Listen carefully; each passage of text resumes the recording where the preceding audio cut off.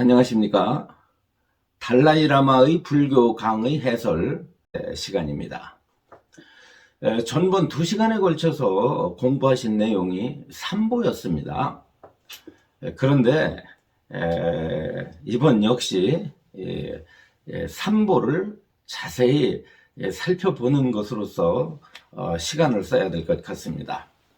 왜냐하면은 달라이라마 존자께서 이 삼보를 상당히 많은 시간에 걸쳐서 강의를 하셨어요. 여러분 좀 삼보 정도 그냥 지나가지 누구나 다 아는 거 뭐 이렇게 많은 시간을 할애를 해서 여기 그 설명을 하느냐 이렇게 이제 반문하실 수도 있습니다만은 달라이라마께서 이 삼보를 많은 시간에 걸쳐서 강의를 하신 데는 그만한 이유가 있습니다. 바로 이 삼보의 의미뿐만 아니라 그 특성을 자세히 알아야만이 다음으로 부처님의 교법을 이해하는데 충분하기 때문에 그렇다고 판단을 하신 것 같아요. 여러분들께서 이 기회에 삼보라고 하는 것이 과연 부처님이 그 교법들, 그 말씀들과 어떠한 깊은 연관을 맺고 있느냐라고 하는 것에 주목하실 필요가 있다. 이렇게 말씀드리고 싶습니다. 자, 교재를 좀 보실까요? 62페이지가 되겠습니다. 여기 보면 따로 이렇게 삼보 해놓고 중간에 빨리 전승이라고 하는 이런 그 소제목이 붙어 있죠. 이 부분을 읽어가면서 한번 공부하시도록 하겠습니다. 모든 불교도는 삼부에 귀하는 것이지 어느 특별한 불교 전통이나 계보나 개별 스승에게 귀하는 것이 아니다. 이렇게 말씀을 하셨죠. 참 이거 잘 새겨 들어야 됩니다. 불교의 그 신앙 대상, 귀 대상은 불법승이다 그 말씀이에요. 바로 부처님, 그 다음에 부처님께서 설해 놓으신 그 가르침, 진리죠.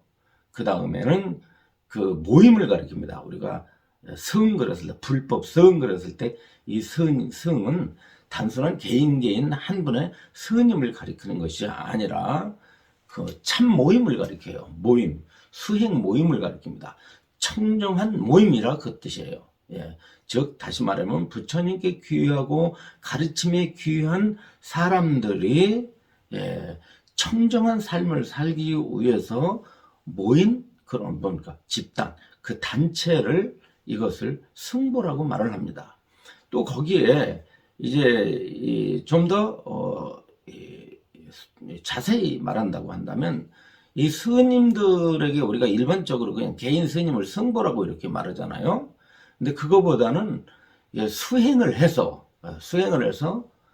어떤 그 경지에 오르신 분이 있어요.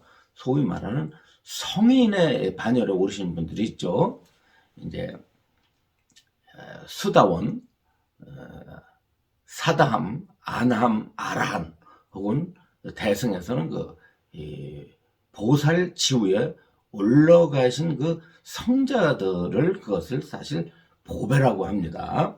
아직 그 출가를 해서 수행 중에 이렇게 계신 출가승이라든가 일반 그 수행자들을 그 보배라고 하진 않습니다. 근데 이제 우리나라 같은 데서는 그 지나치게 스님 개인에게 이 보배의 어찌 가치를 이렇게 부여를 하는 그런 경향이 짙죠. 물론 스님은 공양의 대상이죠. 네, 공양의 대상이지 그렇게 어떤 개인에게 이렇게 귀해야 되는 그런 대상은 아니라고 지금 말씀을 하시는 거예요. 한국 불교의 어떤 좀 잘못된 점 중에 하나가 지나치게 아까도 좀 언급했지만 개인에게 귀하는 경향이 짙어요. 되게 이제 은사제도 이래가지고 출가하신 스님들이 은사를 자기 스승을 중심으로 해가지고 스승을 잘 모시는 거, 예. 또 스승의 가르침을 잘 따르는 거, 마치 그 세속에서 자식이 부모를 순종하고 부모에게 효도하는 방식으로 출가를 어떻게 합니까? 자기 은사제도가 있죠. 한국 불교는 은사제도가. 그래서 그 은사의 뜻을 잘 받들고 은사를 잘 모시는 걸로서 뭐 이게 스님 생활을 잘하는가 보다 이렇게 이제 여기는 분위기가 한국 불교는 좀 짙습니다. 그런데 그렇지 않고요. 제가 이제 경험을 해 보는데 옛날에 미얀마의 우자나카라고 하는 스님을 저희 단체에서 좀 이렇게 초청을 해서, 제가 직접 초청은 하지 않았지만 한국에 오신 김에 제가 이제 간접적으로 초청을 해서 며칠 동안 지도를 받은 적이 있습니다. 그때 그 우자나카 선사를 모시고 온 분들은 스님이 아니에요. 한국 불교는 스님이 스님을 모시잖아요. 그런데 이 우자나카 스님은 미얀마 불교에 아주 상당히 높은 지위를 차지하고 계신 분입니다. 그 선사협회 의장인가 회장이시니까 우리나라로 말하면 그 종정격에 해당되시는 분이죠. 그런데 그분이 오실 때 어떤 스님도 동행을 하지 않았더라고요. 대신 남자 제가 신도들께서 이렇게 동행을 해가지고 처음부터 끝까지 시봉을 하는 것입니다. 왜냐하면 남방에서는요 스님이 스님을 모시지 않습니다. 예. 그럼 누가 모시느냐? 제가자들이 스님을 다 이렇게 수발을 들고 편리를 제공하죠. 음식뿐만 아니라 병이 나면은 약 같은 것을 조자드리고 병원에도 모시고 가고 생활에 필요한 생활품들을 이렇게 제공도 하고 그러세요. 네. 아무튼 그렇게 가는 것이 바르게 가는 거라고 저는 생각을 하고 있습니다. 출가를 해가지고 부모를 떠나서 출가를 했으면 부처님의 교법을 배우고 그 다음에 청정한 기호를 지니고 그리고 부처님의 가르침대로 수행을 하면 돼요. 예, 그렇죠. 그런데 한국 불교처럼 은사한테 잘 보여야 되는 거. 그러다 보니까 은사를 중심으로 해가지고 어떤 그룹이 형성되잖아요. 그것이 뭡니까? 바로 문중이죠. 문중. 예, 세속에도 문중이 있지 않습니까? 뭐 덕수이지 문중. 무슨 김해김씨 문중 뭐 이런 식으로 문중이 있는데 부모와 문중을 떠나서 출가를 했는데 다시 은사 스님에게 막 이렇게 묶이게 되고 또 거기에 또 은사 중심으로 한 계보 출가하는 스님 집단의 어떤 문중에 또 묶이게 되고 이래가지고 그것이 세력화되고 그 세력화로 인해서 문중된 문중의 어떤 알력이 생기게 되고 그것이 이제 한국 불교의 분열의 분쟁의 근거가 되고 있는 것입니다. 그래서 이런 정도는 불자님들께서 좀 아셔야 될 필요가 있다고 생각을 해요. 근데 달라이라마 존자는 분명하게 여기에서 말을 하고 있죠. 불교 전통에 귀하는 것도 아니다 이 말이죠. 불교 전통이 뭡니까? 소위 불교 안에 자리 잡고 있는 어떤 문화 이런 것들입니다. 보여지는 어떤 겉모습 이런 것들 가리켜요.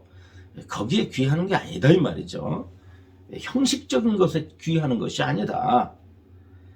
엄밀한 의미는 뭐 불교 의식 뭐 이런 거 있죠. 뭐 그런 것은 우리가 진리에 가기 위한 하나의 방편이지 그것 자체에 얽매이고 거기에 어떤 큰 가치를 부여해서는 안 된다는 것입니다. 중요한 것은 개별 스승에게 귀하는 것이 아니다. 이렇게도 못 받고 계세요. 주목해야 될 내용입니다. 일반적으로 우리 귀전은 삼보이다. 빨리와 산스크리트 전승에서 삼보에 대한 기술은 각 전승의 특유한 점뿐만이 아니라 많은 공통점이 있다. 우선 빨리 전승을 살펴보자. 빨리어 전승을 살펴보자. 그 말씀이에요. 이 빨리어는요, 이 산스크리트하고 좀 대조가 돼요. 같은 인도 언어지만, 빨리어는, 평민 언어라고 보시면 돼요. 평민 언어고, 대신 산스크리트어는 좀 귀족 언어라고 생각을 하시면 됩니다. 이 중에서 불보, 부처님이라는 분이죠. 불보는 약 2600년 전에 살았고 중생을 위해서 법륜을 굴린 역사적 부처님이다 말이에요. 예. 그래서 우리는 불교를 이해하기 위해서는 일단 역사적 부처님을 일단 알아야 됩니다. 예. 대승불교에서는요, 이 석가모니 부처님 외에 많은 부처님들이 이제 경전에 언급되는 걸 볼 수가 있어요. 여러분들 아실 거 아닙니까? 뭐 아미타불, 약사열애불, 뭐 미륵불, 예, 뭐 등등 해가지고 경전을 보면은 뭐 수백 수천, 뭐 심지어는 84,000 제불보살이라고 해가지고 한량없는 부처님들이 설해지고 있죠. 사실 부처님은 두 종류로 우리가 나누어서 이해합니다. 역사적 실존인물, 즉 세상에 우리 사람의 몸을 가지고 직접적으로 태어나서 출가하시고 수행하시고 성도하시고 전법하시고 반열반에 들으신 부처님이 있고요. 또 역사적 사실이 아닌 바로 진리에 존재하는, 인간 세상에 태어난 적이 없는 진리로서만이 설명될 수 있는 부처님, 이런 분이 이 두 종류로 나누는데, 일단은 진리로서의 부처님들을 우리가 이해하기 위해서는요, 바로 역사적 실존 인물로서의 부처님, 다시 말해서 석가모니에 대해서 바르게, 분명하게, 자세하게 공부해야 된다. 이게 필수적이라는 사실을 여러분께 주지드리고 싶습니다. 필수적으로 부처님에 대해서 공부를 하셔야 돼요. 부처님은 수행의 도들과 과들을 완성함으로써 무의 상태인 열반으로 가버렸기 때문에 부처님이 당신 자신을 가리킬 때 따타 가타라는 말을 자주 사용했다. 이렇게 빨리어 전승에 기록되어 있다는 뜻입니다. 부처님께서는 어떤 수행을 하셨습니까? 직원 수행을 하셨습니다. 직원 수행. 앞으로 자세히 공부하겠지만 불교 수행은 두 종류로 나눠요. 바로 지수행과 관수행입니다. 지는 사마타라고 그러고 관은 위파사나라고 그래요. 부처님이 두 종류의 수행을 하셨어요. 이 지관 쌍수를 하셨다 그 말씀이에요. 지와 관의 수행을 하시고서 그 다음에 수행의 도들과 과를 성취했다고 했는데, 수행의 도는 어떤 과에 다다르는 데 있어서의 과정을 뜻합니다. 과정. 과는 그 결과예요. 예를 들어 도과 붙여가지고 수행을 해가지고 얻어지는 결과를 불교에서는 도과라고 말합니다. 도와 과라고 그래요. 이것은 이제 일단 빨리 전승에서는 도의 4가지, 과의 4가지 그래가지고 8가지가 있습니다. 뭐가 있습니까? 수다원 도, 수다원 과, 사다함 도, 사다함 과, 아나함 도, 아나함 과, 아라한 도, 아라한 과입니다. 이걸 알기 쉽게 이제 또 이걸 사상팔배라고 그래요. 사상팔배. 이 사상팔배는 뒤에 수행의 결과에 대해서 자세하게 달라이라마 전자께서 언급하셨기 때문에 제가 일단 용어 해설만 오늘은 안내해드리도록 하겠습니다. 이렇게 8가지로 나눈다. 그럼 비유를 하면은 서울역에서 이제 부산까지 가는데 4단계로 한번 부산을 나눠봅시다. 자, 서울에서 어디 갑니까? 천안, 그렇죠. 천안에서 그 다음에 어디죠? 대전. 대전에서 대구. 대구에서 부산. 이렇게 나눠 봅시다. 그러면 서울에서 맨 처음 정차하는 곳이 천안이라고 한다면 요게 수다원이에요. 수다원. 그런데 천안역이 수다원이라고 한다면 그렇지 않아요? 그럼 그 수다원 과가 되겠죠? 수다원 과가 돼요. 그러면 서울역에서 천안까지 가는 과정이 있지 않습니까? 그 과정, 그것이 도가 됩니다. 그러니까 서울역에서 천안역까지 가는 과정은 어디에 해당돼요? 수다원 도. 천안역은 수다원 과. 그러면 대전까지 간다고 대전까지 가는 과정은 사다암도, 대전역은 사다암 과. 그 다음에 대전역에서 동대구까지 가는 과정은 안함도. 그 다음에 동대구는 안함과. 그 다음에 부산까지 가는 과정은 아라한도. 그 다음에 부산은 아라한과가 됩니다. 요렇게 해서 8단계가 있죠. 요것을 아까 말씀드린 대로 사쌍팔배라고 한다. 요것이 바로 이 도과를 가리킵니다. 부처님께서는 요 단계를 거치셨다고 하는 것이에요. 과들을 완성함으로써 무의의 상태는 그렇습니다. 무의의 상태라는 건 형성이 그쳐라. 다시 말하면 태어남과 죽음이 없다는 뜻입니다. 무의는 생사가 없는 거예요. 나고 죽음이 없는 것. 그 나고 죽음이 없다는 것은 어떤 조건 지어진 곳으로부터 벗어났다는 뜻입니다. 이 세상의 모든 것이 어때요? 조건으로 형성되죠. 조건으로 형성. 바로 어떻습니까? 인연생계의 세계입니다. 중생계는 인연생계의 세계예요. 원인과 조건과 결과에 의해서 이것들이 출현하고 유지되고 소멸하는 세계인데, 이 무의 세계는 그런 것이 그친 겁니다. 다시는 태어남이 없고 태어나지 않았기 때문에 어때요? 죽지 않죠. 반야신경에 불생불멸 이러지 않습니까? 이 불생불멸이 뭡니까? 이것이 바로 무의를 뜻하는 용어입니다. 그러니까 이 무의의 어떤 경지에는 뭐가 없겠어요? 고가 없습니다.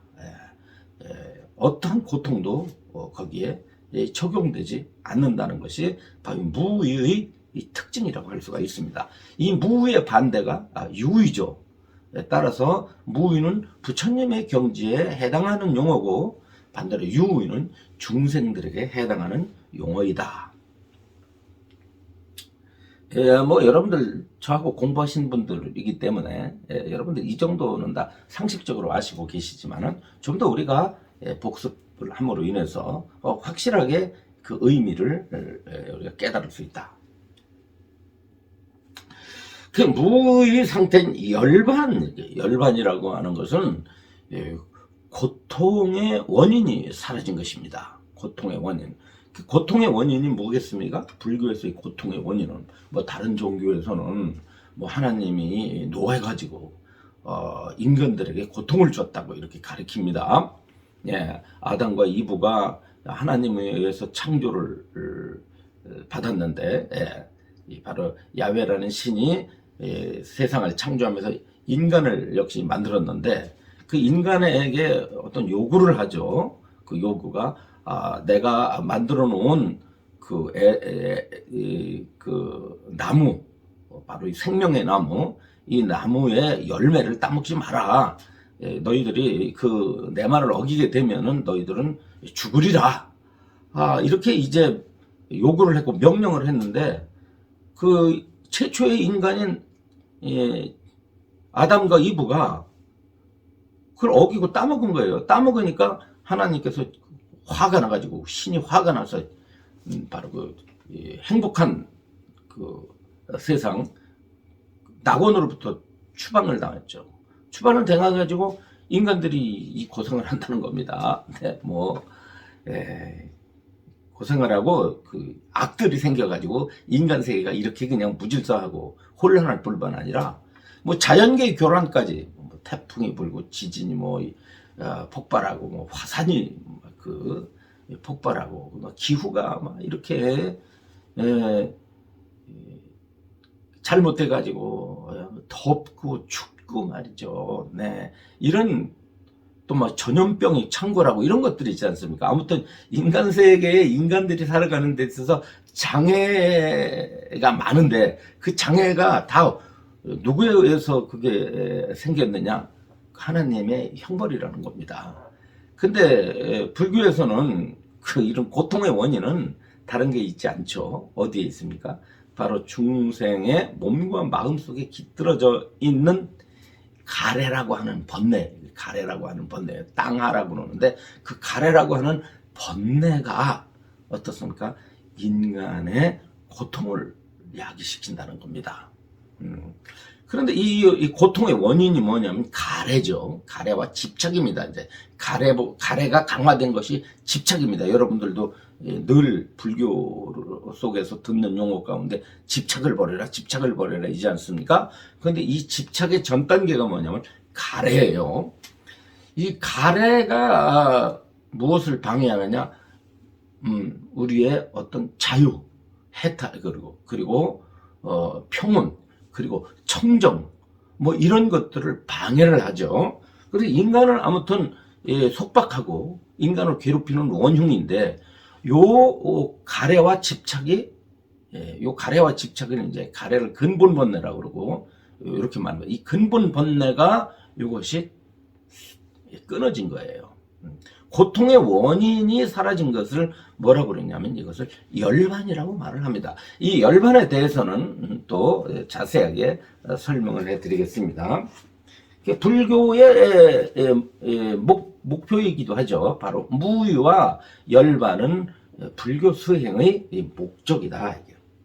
부처님께서는 바로 이 무유와 열반을 바로 이제 성취하셨습니다. 이런 사실을 우리는 분명히 알아야 된다. 부처님에 대해서 대체 부처님은 출가를 해가지고 뭘 이룬 건가? 이런 것들에 대해서 그 결과에 대해서 소상하게 알아야만이 우리들도 이제 공부하고 싶은 맛이 나지 않겠어요?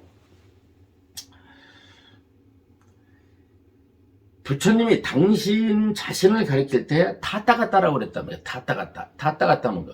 부처님 여러 가지 명칭 중에 타타가타라고 하는 명칭이 있죠.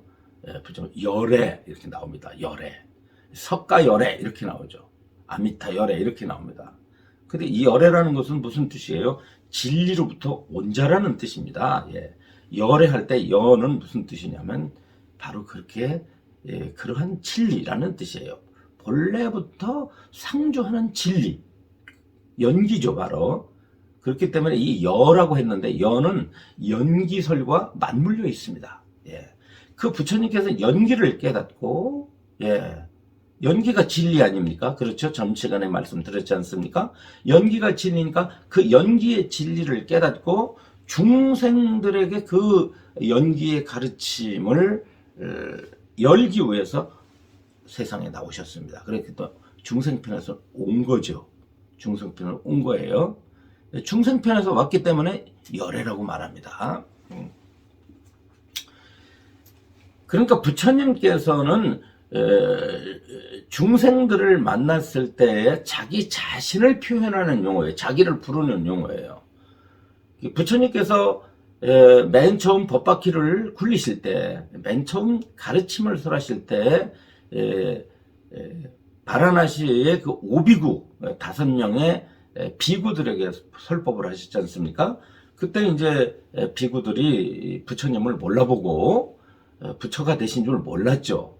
그냥 옛날에 과거에 함께 수행하던 도반, 친구로 알았죠. 알았기 때문에 오랜만에 부처님을 만나자마자 뭐라고 그랬습니까? 이름을 불렀죠. 고따마요 이렇게 불렀습니다. 이렇게 부르니까 또 그랬더니 부처님께서 나의 이름을 불러서는 안 된다. 오늘부터 나는 열애라고 불러야 된다고 말을 했습니다. 열애라고. 자기 자신의 이름을 부르지 못하게 하고 열애라고 부르라고 이렇게 부처님께서 오비구들에게 당부를 하십니다. 그때 처음 이 타타가타 열애라는 말을 사용하시죠. 또한 다타가타는 열애를 뜻하기도 한다라고 했죠. 부처님은 이전의 부처님과 같은 방법으로 37조도품을 완성하고 십바라밀을 완성하고 37조도품은요 바로 무의와 열반을 이루도록 인도하는 수행 방편들을 가리킵니다. 37가지 수행 방법, 수행 과정을 이것을 37조도품이라고 그래요. 이제 이 37조도품을 줄인 것이 뭐냐면 8정도입니다. 또 8정도를 좀 더 줄이면 뭐가 되느냐면 사막이 돼요. 그러니까 사막을 늘리면 8정도가 되고 8정도를 더 늘리면 37조도품이 됩니다. 이 37가지 수행 방편들 요것들을 그러니까 도에 이르는데 그 도에 이르는데 도와주는 도를 이루는데 그 도와주는 바로 그 수행들을 이것을 조도라고 그래요. 조도. 도에 이르도록 도와준다. 이런 의미에서 조도라고 말을 했습니다. 거기에 37가지가 있으니까 37조도품 이랬습니다. 있고 십바라밀을 성취했다 이랬어요. 십바라밀로 이 바라밀은 부처의 수행을 바라밀이라고 그래요. 아까 이제 그 수행이 뭐라고 하는데 지관이라고 말을 했는데 지관은 직접적으로 지혜를 열게 하는 바로 그 수행이라고 볼 수가 있습니다. 이 지관 쌍수는 사마타와 위파사나라고 하는 것은 지혜를 완성하는데 이렇게 필수적인 거라고 볼 수가 있는데 여기서는 십바라밀을 말한단 말이에요. 이 지관의 특징은 뭡니까? 앉아가지고 선정을 닦는 거죠. 앉아서. 그러니까 그거는 뭐예요? 직접적으로 자신이 무엇인가를 알기 위한 수행이 뭐겠어요? 바로 이 지관 수행입니다. 자신의 본성이 뭐냐, 나의 몸과 마음의 본질이 뭐냐라는 것을 깨닫기 위해서 뭘 닦느냐면 지관을 닦아요. 지관을 닦는데 이 십바라밀은 뭐냐면은 자기 자신의 지혜를 개발하고 자기 자신의 본성을 알기 위해서만이 닦는 것이 아니라 대타관계가 있습니다. 바로 중생들을 이익되게 하는 여러 가지 방법들이에요. 그게 뭐겠습니까? 중생들을 위해서 내가 헌신하는 거, 보시하는 거, 이런 거죠. 그래서 뭐 이렇게 베푸는 거, 이게 보시. 그 다음에 내가 적극적으로 청정한 삶을 사는 겁니다. 올바르고 청정한 삶을 사는 지혜. 그 다음에 여러 가지 어려움, 욕되고 힘든 것을 내가 즐겁게 기쁜 마음으로 수용하고 견뎌나가는 인욕. 그 다음에 내가 바로 도에 필요한 열반을 향해서 나가야 될 여러 가지 수행들을 쉴 새 없이 끊임없이 실천해 나가는 정진. 그 다음에 마음을 하나에 집중시켜서 흔들리지 않게 하는 선정. 그리고 아까 말씀드린 어떤 자신의 본성을 깨닫기 위한 법이 무엇인지, 법의 본질을 깨닫기 위한 지혜 수행. 이렇게 6가지에다가 그 다음에 어떻습니까? 그 다음에 중생들에게 자비를 실천하는 자비, 사랑을 실천하는 자비. 그 다음에 내가 어떤 큰 뜻이 부처가 되겠다고 하는 큰 서원, 원이죠. 그리고 해야 될 법과 하지 않아야 될 법을 철저하게 나눠서 실천하고자 하는 이 결단. 우리가 일을 할 때 결정적인 어떤 결심을 하잖아요. 결심을 하는데 이 결단. 그 다음에 이 세속에 머무르지 않고 내가 바로 번뇌로부터 벗어나서 청정한 삶을 살겠다 그래서 출가도 하고 또 내가 세속에서 지켜야 될 부처님 제자로서의 지켜야 될 여러 가지 물들지 않는 법, 세속의 욕망에 물들지 않고 집착에 물들지 않고 더러움에 물들지 않고 살아가겠다는 벗어나고자 하는 거, 이걸 갖다 출리라고 그러는데, 이 출리, 그러니까 뭐 보시, 지계, 인욕, 정진, 선정, 지혜, 그 다음에 원, 자비, 그 다음에 결단, 뭐 그 다음에 출리, 뭐 이런 종류, 좀 각각 경전마다 다르기는 하지만은 이 10가지 종류를 수행하는 거예요. 이걸 갖다가 십바라밀이라고 말합니다. 이 바라밀의 의미는 이게 완성이라는 의미, 완결이라는 의미, 어떤 이게 방편이라는 의미 등 여러 가지 의미를 가지고 있습니다만, 부처님께서는 바로 이 십바라밀을 과거생부터 수행하심으로 말미암아 불과를 얻으시게 된 거죠. 부처가 되셨다라고 합니다.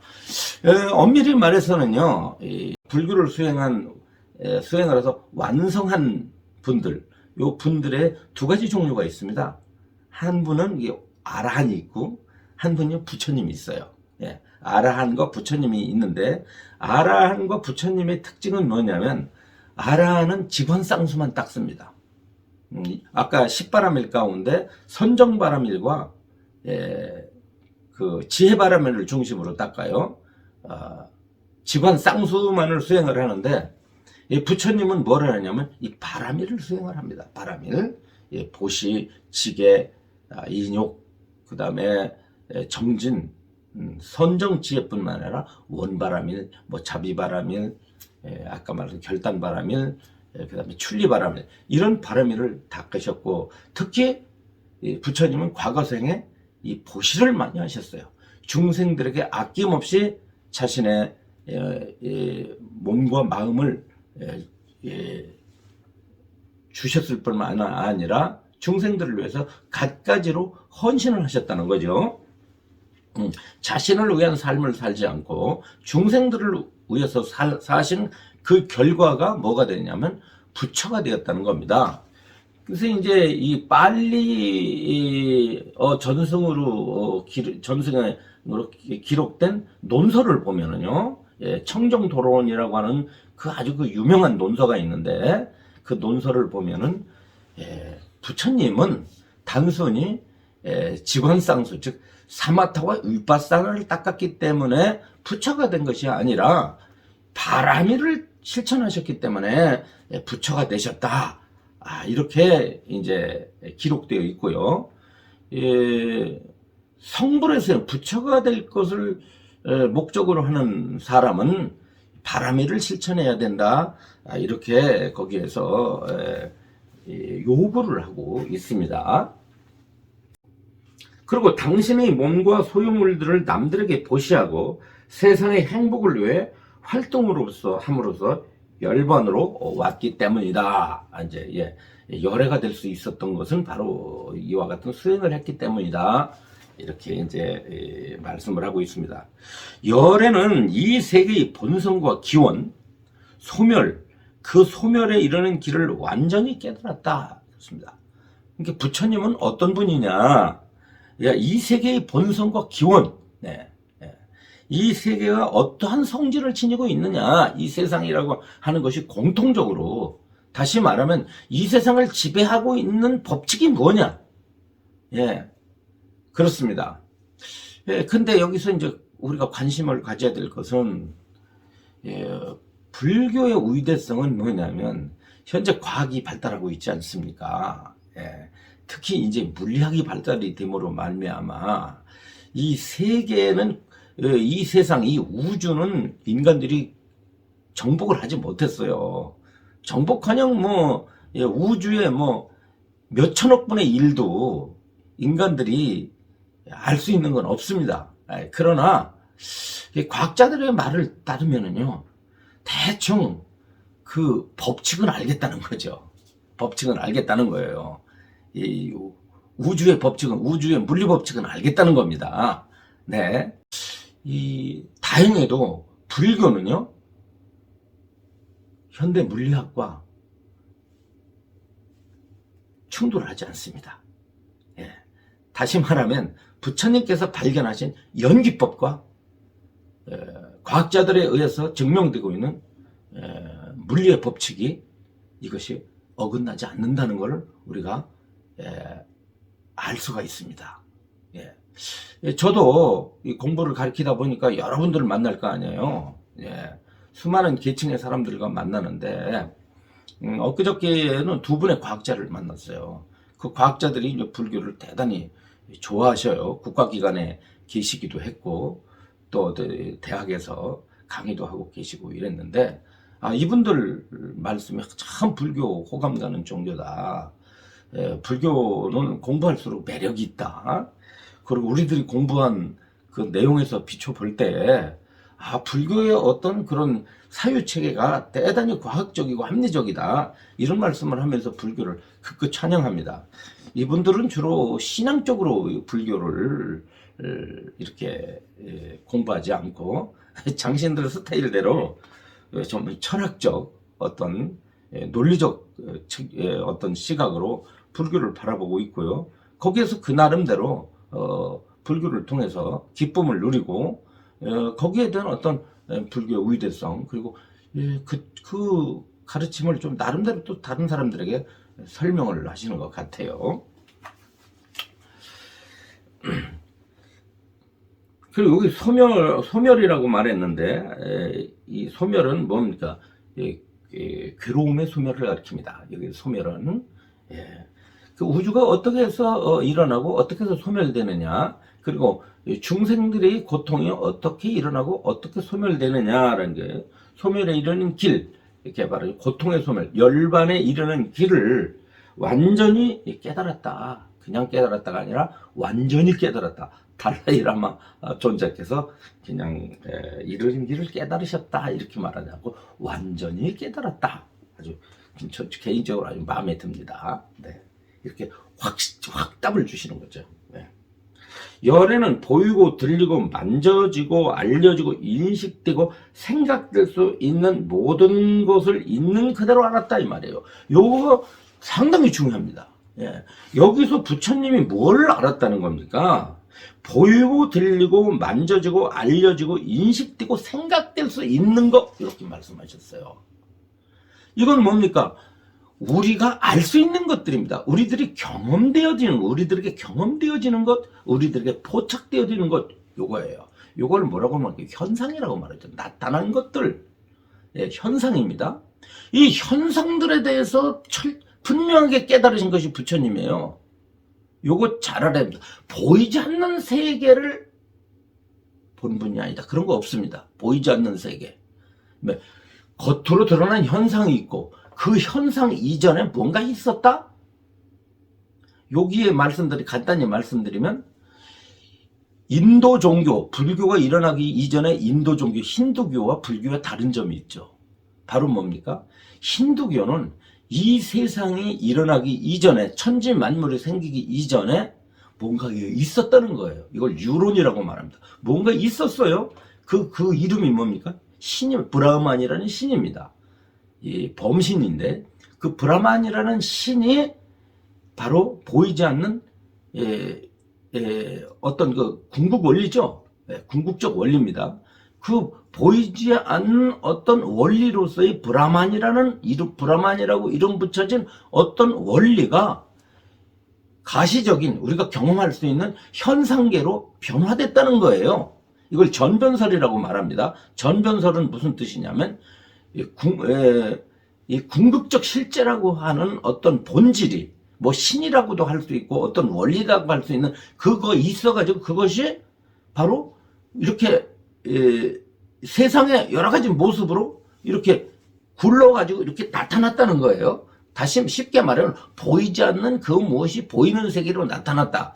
이것을 전변설이라고 말하는데 불교는 모든 것은 조건으로 일어나고 조건으로 유지되고 조건으로 사라진다는 연기법을 진리로 삼기 때문에 연기 이전은 없어요. 다시 말하면 우리가 바라보고 있는 이 세계 이전의 원리가 없어요. 이게 불교의 특징입니다. 이 세상에는 주로 여러분들 아시다시피 이 철학이라는 용어가 있는데 철학에 세 종류가 있습니다. 인간 세상에는 세 종류의 철학이 있는데 그게 뭐냐면 인도에 인도 철학이 있죠. 그 다음에 중국에 중국 철학이 있어요. 그리고 서양에 서양 철학이 있습니다. 네. 그 서양 철학, 인도 철학, 중국 철학이 있는데 요 세 종류의 철학이요 다 궁극적 원리를 가지고 있어요.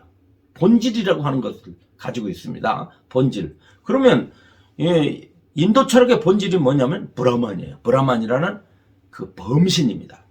예. 신이에요. 신. 그 다음에 뭐냐면 중국에는 거기도 본질이 있습니다. 그게 뭐죠? 예? 바로 중국 사람들이 지금 도예요. 도. 그 도를 다른 말로는 이제 리라고도 말합니다. 리. 혹은 이제 이게 태극 이전은 무극이라고 그러잖아요. 이제 무극. 그럼 뭐 부극이라고 또 리라고는 성리학할 때 그 성리를 가리킵니다. 리. 성리할 때 그 리. 예. 그러니까 도라는 말을 많이 쓰잖아요. 도에서 뭐가 일어나죠? 중국 철학은 도에서 현상으로서요 음과 양이 일어납니다.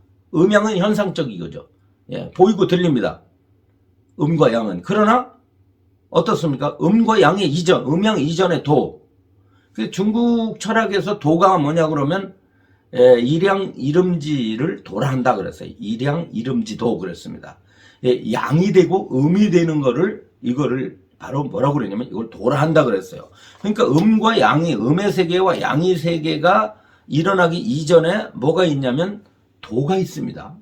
인간에게도 도라는 게 있죠. 인간의 마음에도 도가 있는데 그 도를 뭐라고 이걸 도심이라고 그래요. 이 도심을 그 조선의 유학자들은 이걸 뭐라고 말했습니까? 성리라고 말해요. 성리학 하는데 이 성리학이 뭐냐? 이 성리가 뭐냐면 도심이고요. 이 도심의 근거는 뭐가 있냐면 음양 이전에 도가 있다는 겁니다. 다시 말해서 중국 철학의 특징은 도가 전변돼 가지고 이 천지만물로 화했다는 거죠.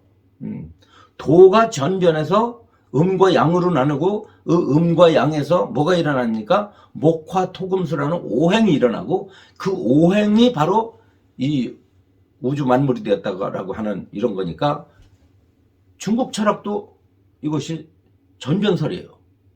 그럼 서양 철학은 어떻습니까? 서양 철학은 소크라테스 이후에 플라톤에 의해서 소위 말하는 이데아설이 나옵니다. 이데아설. 이데아가 뭡니까? 이데아. 뭐 우리가 흔히 말할 때 뭐 아이디어 이러죠. 방금 좋은 생각 아이디어가 떠올랐어. 그런데 이 아이디어의 본래 말은 이데아예요. 그 이데아가 뭐냐면 이성이라고도 말을 하지만 이것은 바로 우주의 본질을 가리킵니다. 우주의 본질. 그 서양 철학의 특징은 어떻습니까? 본질론과 현상론으로 이렇게 나눠요, 그네들이.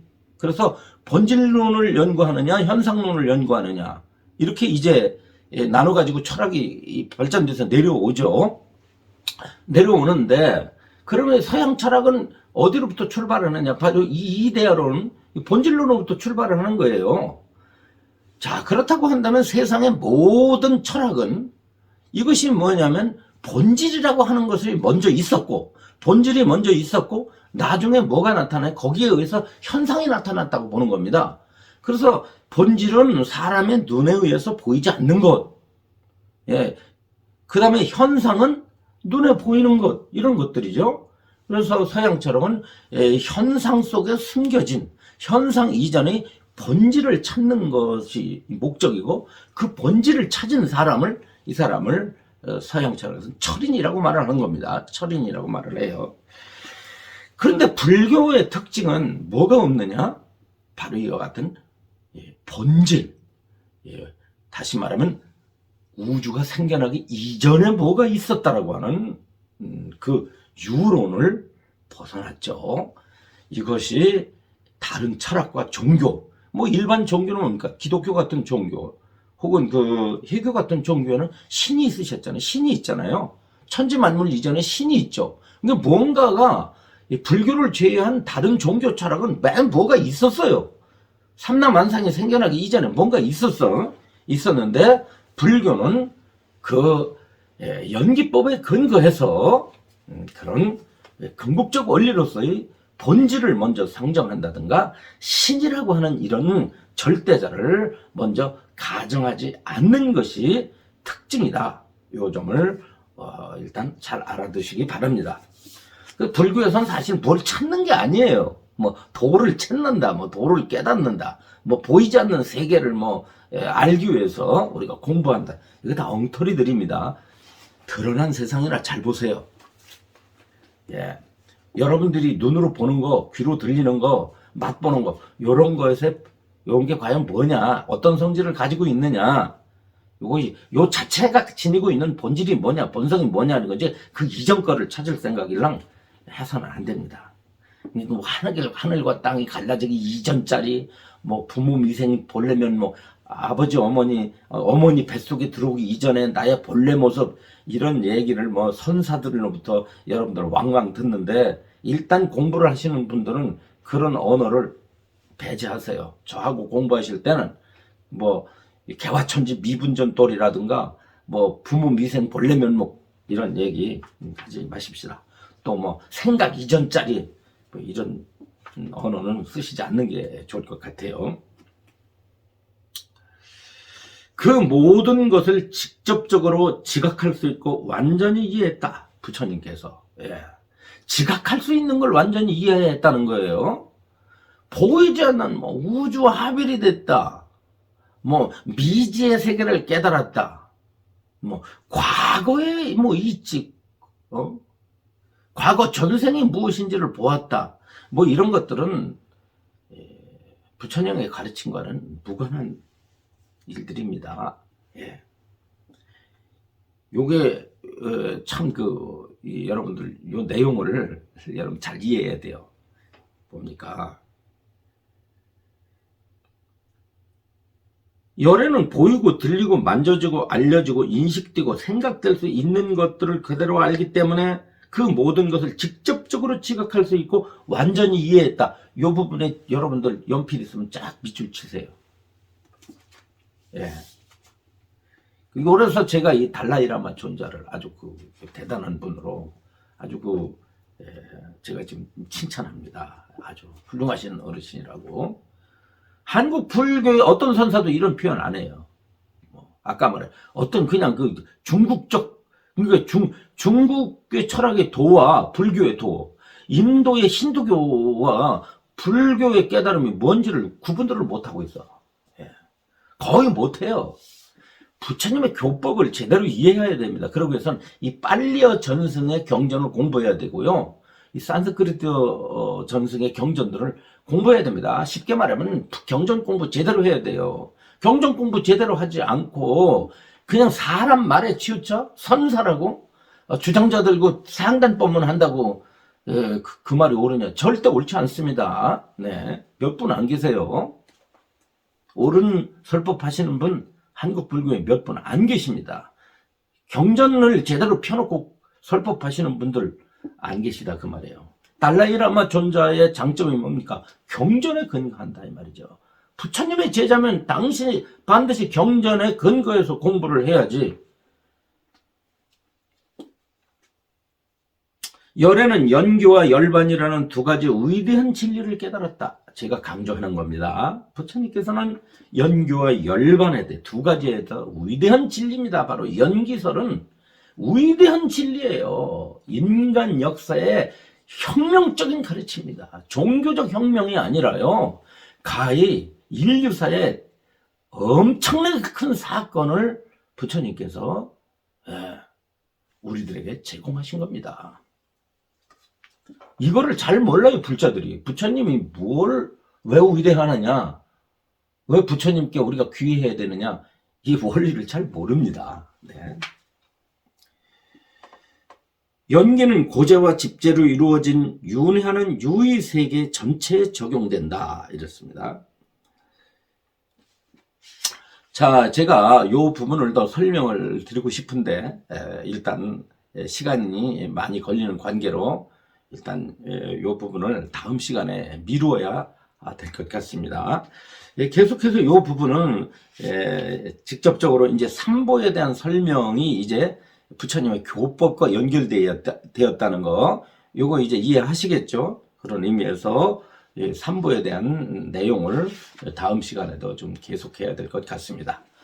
여러분들 자세하게 사유하시는 그런 시간 가지시기 바랍니다. 감사합니다.